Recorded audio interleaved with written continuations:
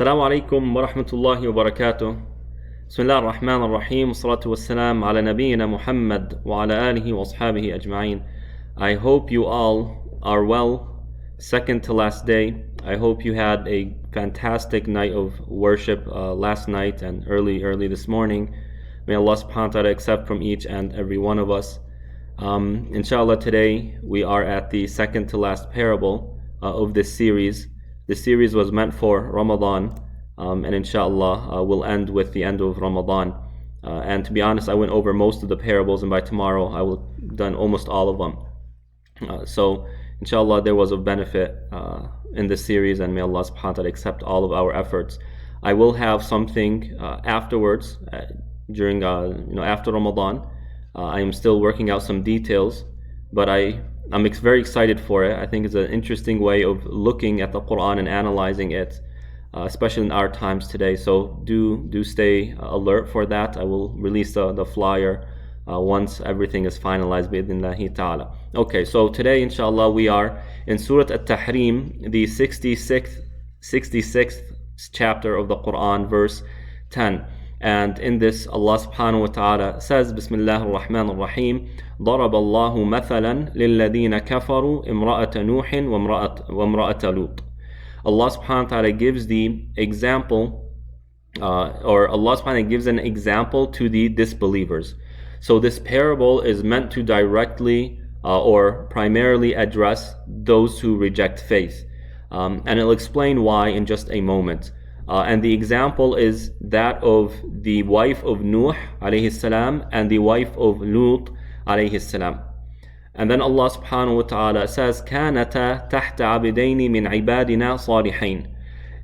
Both of them were under the responsibility of two of Allah's righteous servants, meaning Nuh and Lut.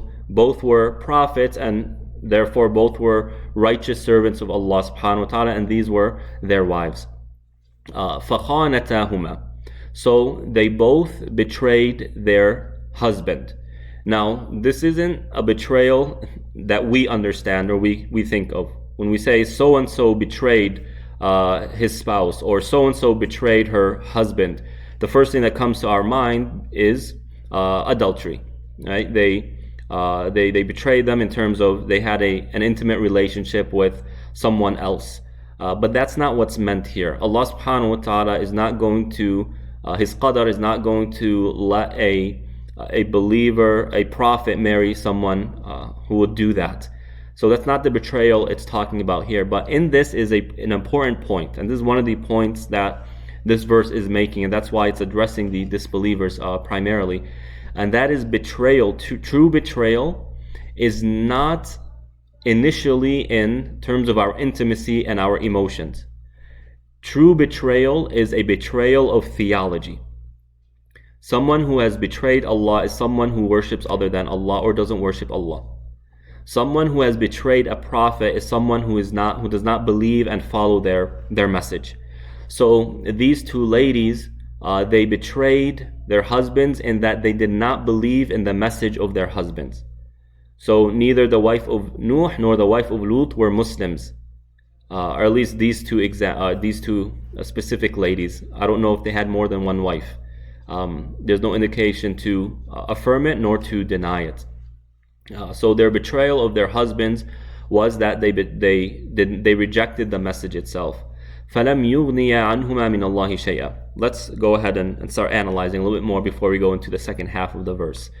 Allah subhanahu wa ta'ala is making a very important point that people who are born and raised in the West might not fully appreciate or understand, whereas people who are born and raised in the East, this might resonate with them a little bit more. And remember, this is addressing the Arabs initially. When it comes to tribalism, countries, nations, societies that are built and founded on tribes and family values will fall into a problem of blind following. Now, I mentioned before in the story of Ibrahim alayhi salatu wasalam, how he had the courage to challenge the customs of his people. And that was something rare. Now Allah subhanahu wa ta'ala says, وَإِذَا قِيلَ لَهُمْ تَعَالَوْا إِلَى مَا أَنزَلَ اللَّهُ وَإِلَى الرَّسُولِ قَالُوا حَسْبُنَا مَا وَجَدْنَا عَلَيْهِ آبَاءَنَا.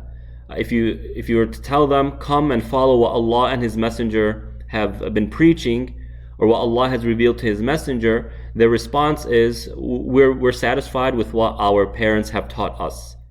And in the West, this isn't really appreciated. We're lucky if our children listen to us. Honestly, that's how it is. But in other cultures, it's blind following. Why are you doing this? My mom said so. Why are you doing that? My father said so. And you don't even think to question it, right? Whatever they say is the truth because it's coming from your father and it's coming from your mother. So Allah subhanahu wa ta'ala addressing the Arabs who had this habit, was showing them that your relationships mean nothing in front of Allah subhanahu wa ta'ala. So just because you might be the cousin of the Prophet alayhi salatu wasalam, just because your spouse is a believer, does nothing for you in front of Allah subhanahu wa ta'ala. Nor does their iman benefit you in any way when it comes to the next life.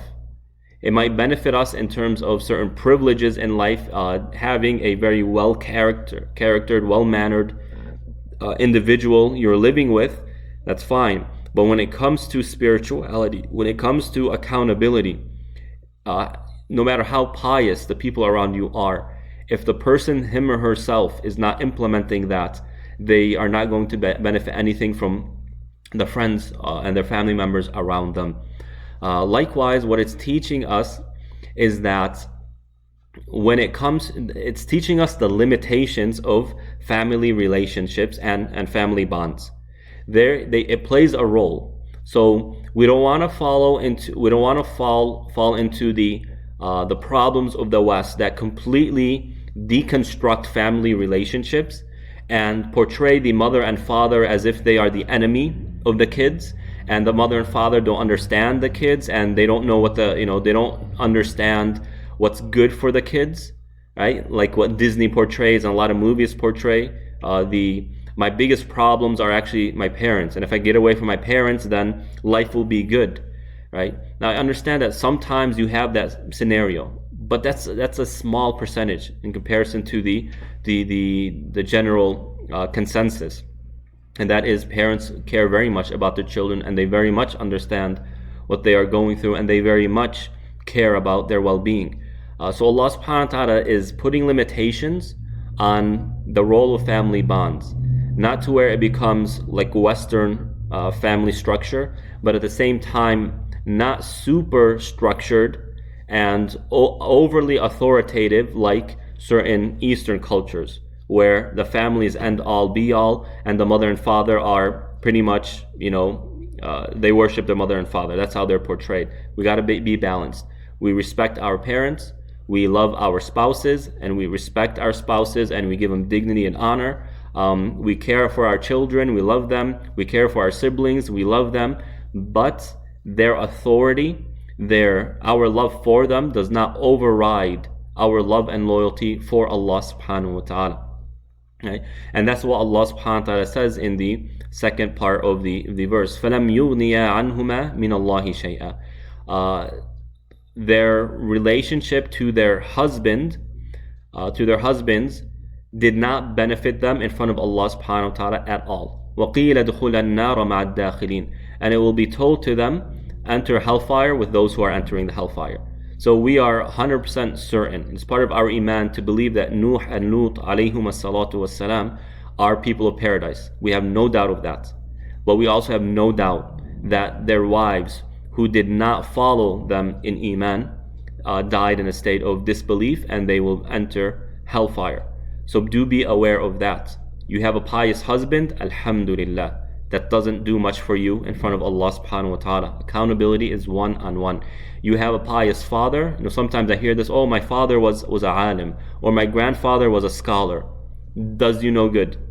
Alhamdulillah, that's great to be part of that lineage, but in front of Allah, does you no good. Oh, I have a brother, mashallah, who works in the Ministry of Islamic Affairs. Great. May Allah give him tawfiq. Does not benefit you.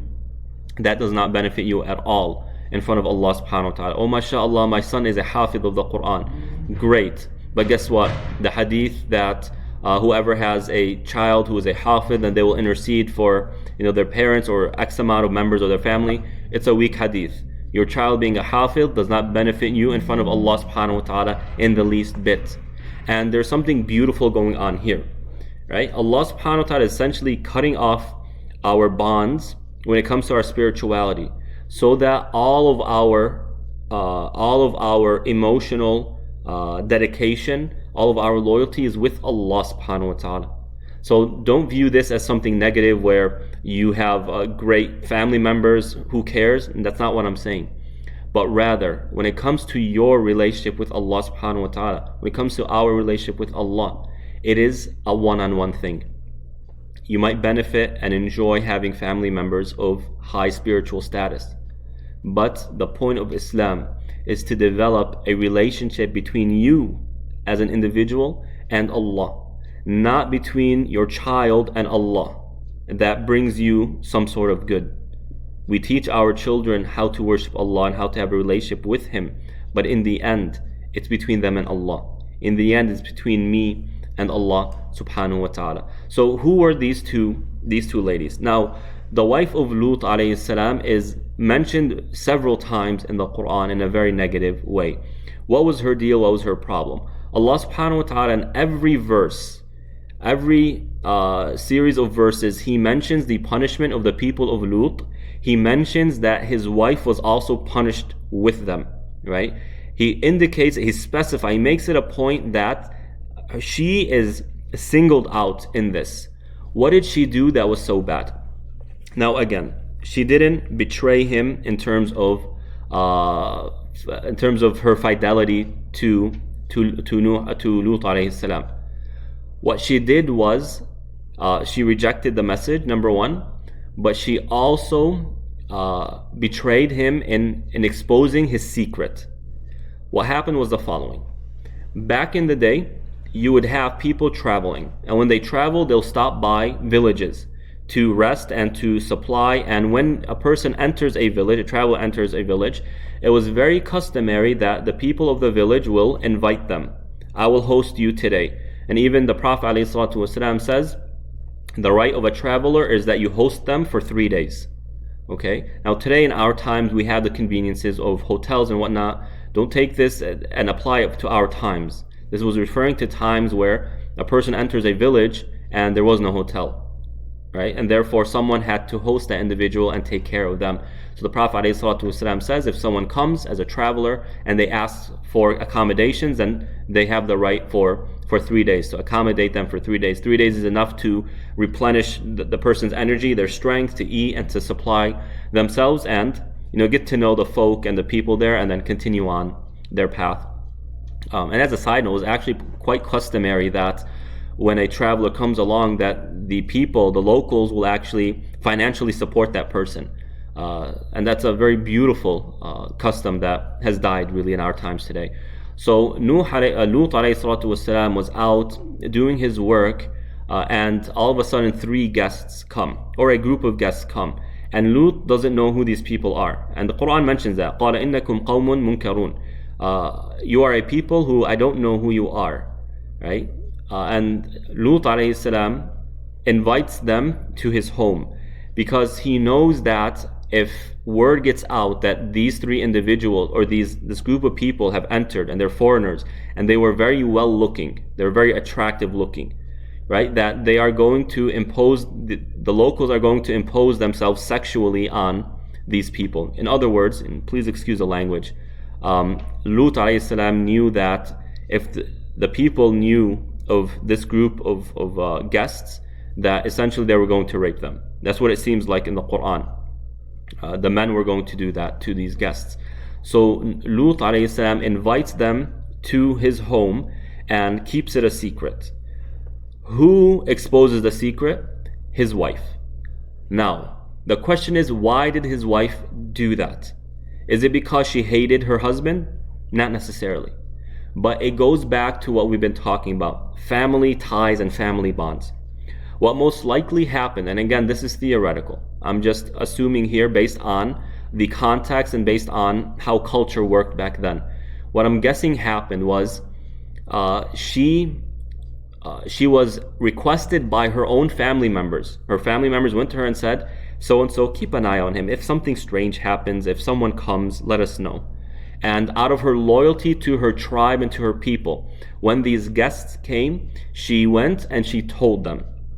She said, oh Lut, 3 guys came, or a group of guys came, and they are very good looking, so come. And then the people find out, and word gets out, and they gather and pretty much siege the home of Lut alayhi salatu wassalam. And this is all documented in the Quran. So Lut, you can imagine, and the Quran describes it as a very, very desperate moment for Lut. وَلَمَّا أَنْ جَاءَتْ رُسُلُنَا لُوطًا سِيءَ بِهِمْ وَضَاقَ بِهِمْ ذَرْعًا. I mean, it says that pretty much he was so confined, so stressed out, that it was as if he was being choked, alayhi salatu wassalam, because he didn't know what to do. He didn't have family members. He himself was an immigrant, and this was the only, as far as I know, the only immigrant prophet.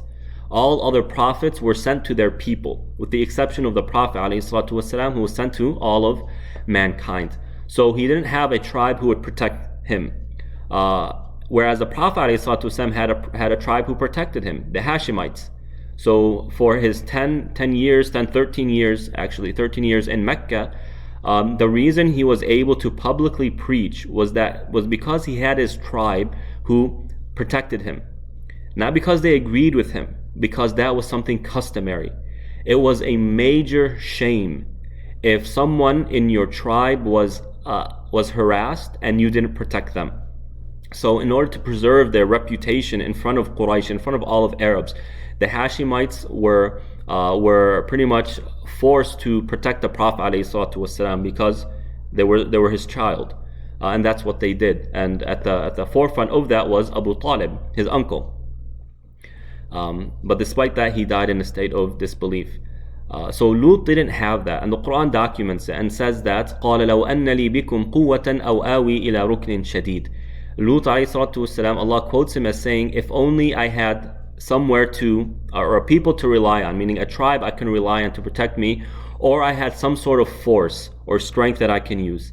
And in commenting on this, the Prophet ﷺ said, may Allah have mercy on my brother Lut. He had Allah subhanahu wa ta'ala. But in that moment of stress, he forgot, ﷺ. And that does not take away from his status as a prophet and a righteous person in the least, but that's what happened. And then Allah subhanahu wa ta'ala continues and says that at that point, imagine this is such a beautiful lesson. And really put yourself in the shoes of Lut alayhi salatu wasalam. You have guests, and it was a major shame if your guests left unhappy, or if your guests were harmed in any way. It was a major shame. So he was dealing with that pressure, and he was dealing with the pressure now his people are putting on him, saying, Lut, bring them out, we want them, we already told you, you are not allowed to talk to any foreigners or any travelers. Right? He was surrounded, his home was surrounded, and they were in a state of drunkenness, as Allah subhanahu wa ta'ala says, لَعَمْرُكَ إِنَّهُمْ لَفِي سَكْرَتِهِمْ يَعْمَهُونَ. They were so drunken, but they were drunken they were intoxicated by their desires. When someone's desires really is flaring up and fired up, they become intoxicated. Their thinking is distorted, and their view just becomes about how can I gratify that desire and satisfy it. So Allah subhanahu wa ta'ala describes them, and you can imagine these seem to be like a violent people. They were bandits. They would rob people traveling nearby, and they would force themselves on other people, sexually speaking. So they were a violent people, and he only has daughters. What are they going to do to his daughters? What are they going to do to him? So he was in a moment of despair, and it was at that moment, subhanallah, that the angels, those guests, reveal to Lut alayhi salatu wasalam and say, Inna rusulu rabbika la yasilu ilayk. O Lut, we are the messengers of your Lord, they won't reach you. Can you imagine? Imagine just the state of mind. Lut alayhi salatu wasalam is thinking, these guests, right, I have to honor them and take care of them, but it's these guests who also put me in this situation. But Allah shows us a very important thing, that sometimes we perceive something as being the source of our problems, but in reality it's actually what's going to alleviate our problems and make things better for us. Like this situation. Lut thought that these guests were a source of problems for him, or who caused the problem, but in reality Allah shows us that they are the source of his salvation and being saved from the people of Lut, the people of Sodom and Gomorrah. So the story goes on in that Jibreel alayhi salatu wasalam, or one of the angels, comes to the front door and people are looking, and then he does something to blind them temporarily. And they tell Lut and his family to leave at the darkest part of night, meaning just before Fajr, and leave. Right? This is when people cannot see what's going on and they're already asleep. So escape during that time, and all of you will be saved under the condition that you don't look back. Keep your eyes on the angels and follow them, and don't turn back. Don't turn your vision away from the angels that you are following. But they prophesize and say that your wife will, and she will be destroyed. And that's exactly what happens. She was destroyed because of her betrayal of Lut alayhi salatu wasalam and their rejection. Now, the wife of Nuh alayhi salatu wasalam is a little bit different. The Quran doesn't mention her except in this verse. So we don't know what her case was. We don't know what her situation was. And that leads me to assume that Nuh's wife didn't betray him by working against him. So that's what I imagine. I imagine that Nuh's wife was a decent lady. She was very loving to her husband, and she was loyal to him. She did not betray him in a sense that she worked against him and helped her people push back against Nuh alayhi salatu wasalam, but her betrayal was just at the theological level. She did not believe in Nuh alayhi salatu wasalam.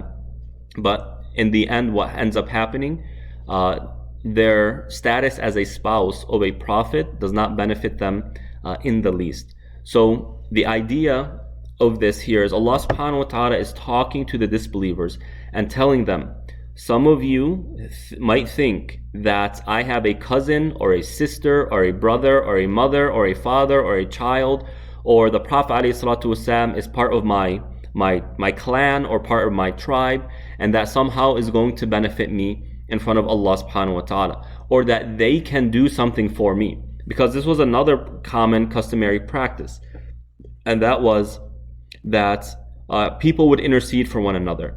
Oh, my cousin is friends with so-and-so. And I need something from so-and-so. So I'm going to go to my cousin, and my cousin will go and talk to that person. And in honor of that friendship, they will benefit, the person's cousin. Allah is saying that that's not going to happen.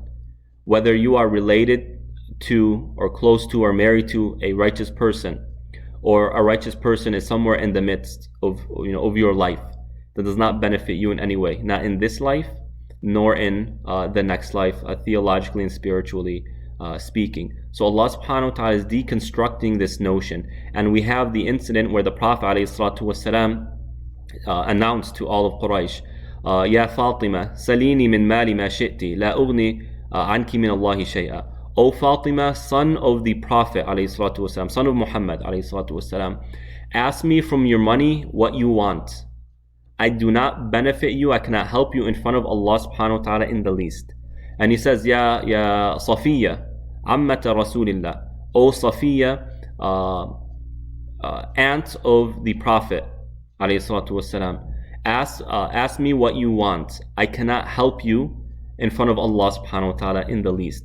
So this is an important point in theology, and is something that we really need to take to heart, because when we acknowledge this and internalize it, we now exclude our family bonds and our relationships from the equation of our relationship with Allah and from the equation of our success in the next life. It is about us and Allah subhanahu wa ta'ala. That relationship is one-on-one, and it's meant to be like that. And that's the beauty behind it, that you don't need someone else in order to communicate with Allah. You don't need someone else in order to have a relationship with Allah. You don't need someone else in order for Allah to listen to you. You don't need someone else in order for Allah subhanahu wa ta'ala to answer your supplication, invocation. So that is the parable of a betrayal, and that is a betrayal of theology. And we ask Allah subhanahu wa ta'ala to grant us the best of spouses. If we are already married, may Allah subhanahu wa ta'ala make our spouses better people, inshaAllah. And may Allah subhanahu wa ta'ala grant our children great spouses who are on the faith, who accept Islam. May Allah subhanahu wa ta'ala make us among those who will be told, enter paradise. Ameen ya Rabbil Alameen. Inshallah, just a reminder for each and every one of us, if you haven't paid Zakat al-Fitr, please get on that. Inshallah, Eid will be, we will have the drive-through Eid celebration on Sunday, and that will be from 10 to 12. Information can be seen on OCIF's website. There are particular traffic regulations, and this is mandated by the city. So please adhere to that, and please know where the entrance points will be, so that you don't have to make strange U-turns and you can just get in line, inshallah, and things can go smoothly. I'm sure by now you heard that Trump has announced that he is forcing all governors to allow churches to reopen. We have gotten probably tens of calls by now and messages of people asking whether or not we will have Eid prayer, and we had people saying we will volunteer all night to prepare everything. And mashallah, Inglewood Masjid has announced that they will be holding Eid prayer. As of now, we will not be holding Eid prayer. Just because Trump is allowing this does not make it the right decision. Please recognize the politics at play here, okay? And he does mention that mosques and imams, etc. But again, we follow the sunnah of the Prophet ﷺ. And the Prophet ﷺ tells us to keep our distance. We spoke about this a lot when the pandemic began. So we adhere to the advice and the commands of the Prophet ﷺ. That's what we will follow, and that's what we are supposed to follow. Even if the churches start opening, then that's on them. We know exactly what's going to happen as a result.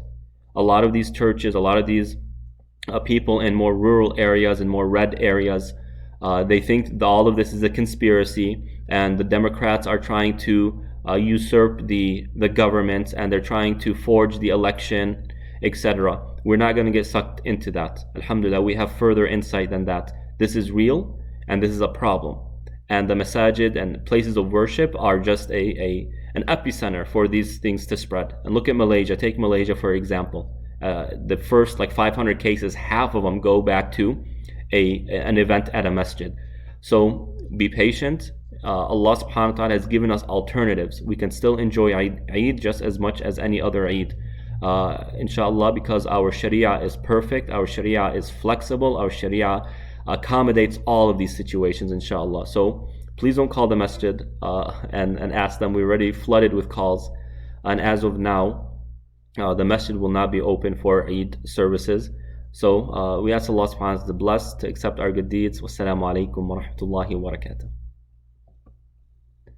Oh, one more thing, inshallah, and within the next few hours, I will be uploading 3 videos on Eid, things regarding Eid. One of them is how to pray Eid prayer at home. So do share that so people know how to do it, inshallah. All the details are there. Assalamu alaikum.